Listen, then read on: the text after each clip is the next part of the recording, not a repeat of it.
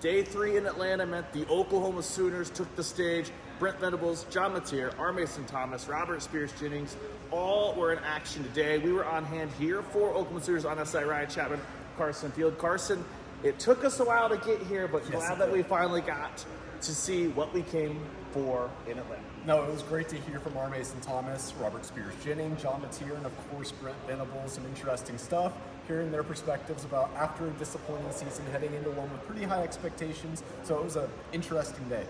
Way too much to cover in this video here from the College Football Hall of Fame. There was a ton of stuff happening that way on the big field, also the Omni behind us. But let's just hit it point by point, what we can cover.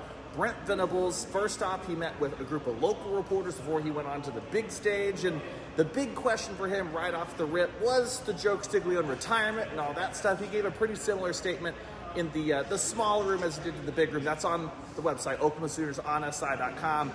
He quickly, though, got into some injury stuff. Giovanni Gibson obviously went down, broke his leg the last week of spring football. Brent Venables was like, look, these things change. I don't want to give an update. He was basically laughing like, I seem like I'm trying to hold info back. And he's like, look, Giovanni Gibson out of the boot.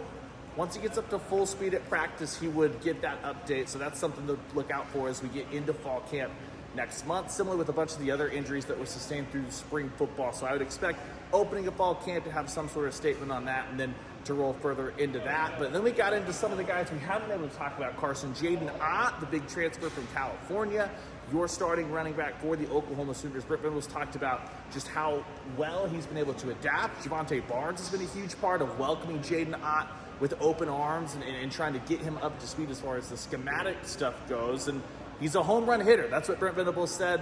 Brings that yards after contact. Basically said he's a guy that makes plays that aren't there as opposed to just getting the yards that are there, which was kind of a talking point all year last year with the running back room. And Ott wasn't the only addition that the Sooners made post-spring cards. Yeah, though he definitely wasn't. A big transfer portal class, I think ranked 12th in the nation according to 24/7 Sports. And you look at guys that Brent Venables singled out today. He mentioned Jermichael Carter, receiver from McNeese State, Luke Mikula, or Jake Mikula. I was thinking of Luke Backlenko. We had Luke Backlenko and Jake. Both came from Stanford. Yeah, both exactly. From Stanford, got a little confused there, but he thinks that he is going to be huge for an offensive line group that didn't have a whole lot of continuity last year. They desperately need that. And Venables thinks that he is a guy that could do that. And Tate Sandell, you can't forget about him.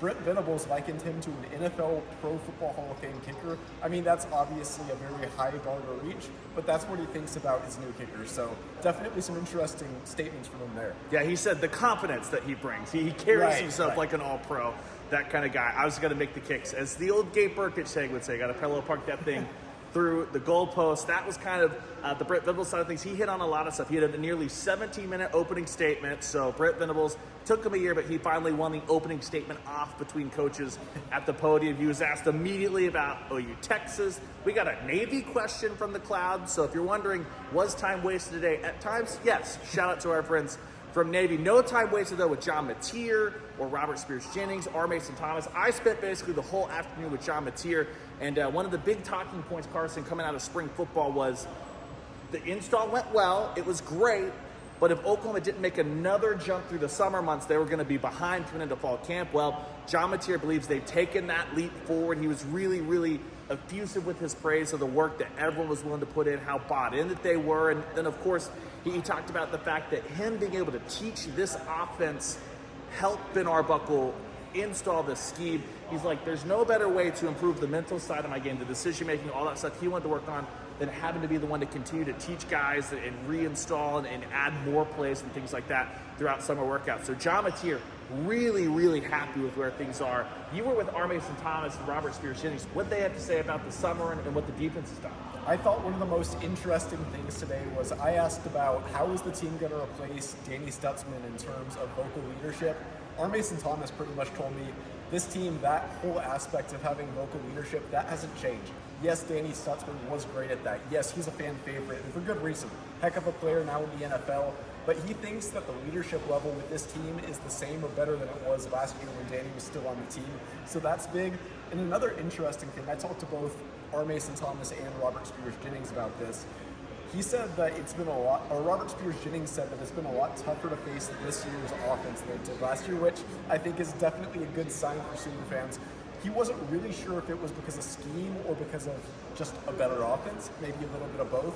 But that's just something that I thought maybe that's a good sign that things really are turning out to be what people think this OU offense can be. Sounds like it's a far cry from last year going through the spring and fall where all the practice very one-sided, the defense dominates, all that stuff. Sounds like the Oklahoma offense has had a lot more success. Right, no, it definitely does. Some new transfer receivers, linemen like we talked about a minute ago. So this offense altogether looks so much different. You bring in a new offensive coordinator and Ben Arbuckle, a new quarterback. It's going to be a lot different, and yes, the defense will have to adjust to that, but this defense is good enough to figure out schemes. If the offense is winning some reps, that's a very good sign.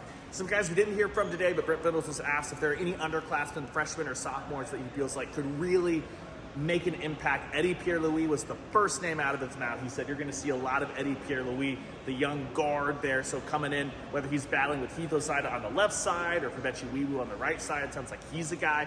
Michael Fasusi was also named. Ryan Boje also named. Daniel Akinkunmi, UK Dan, as Brent Venables calls him, he was also named. Then you flip over to the defensive side. Brent Venables said that Danny Okoye, pound for pound, might be the most improved player on this roster. So really interested to see what Danny Okoye can bring. If he's someone that can maybe establish himself in that rotation with the PJ Adebawore across from Mason Thomas, who we obviously know is poised to have a really, really big year if he can stay healthy. But Carson, there was so much cover. Brent Venables talked about Jackson Arnold a little bit as he was asked. Jeff Levy was here today. He was talking about Brent Venables and the faith that he has to get this thing turned around.